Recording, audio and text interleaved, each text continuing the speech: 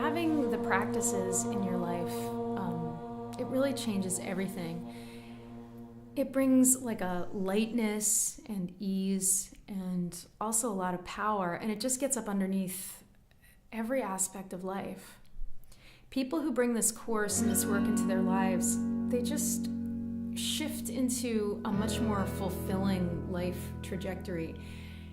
And I think that's because they start to find out through the practices where the deeper fulfillment really lives, and it lives inside you.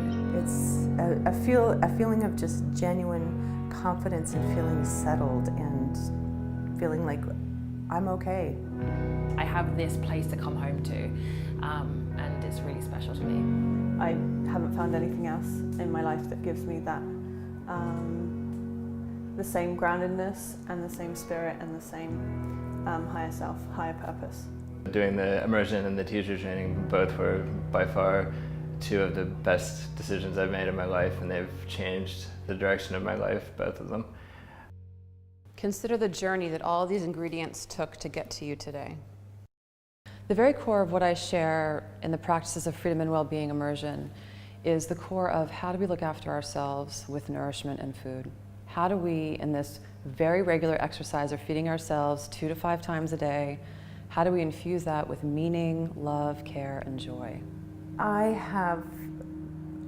find myself being conscious when I'm chopping vegetables and thinking about the love that I'm preparing food with, and I think about the food that I'm taking in becoming part of me. Look at the premise of the practices of freedom and well-being. It's a holistic paradigm, so we're looking at mind, body, and spirit.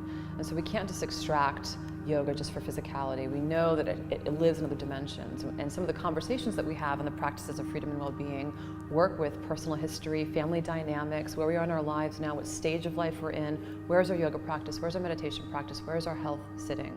They've really nourished me in my own life, and it's like as soon as that's working within an individual more, then I feel like that individual has so much more to offer to other people, right? So as a teacher, it's really, really helped me in that way, because I've got to know myself so much better through these practices.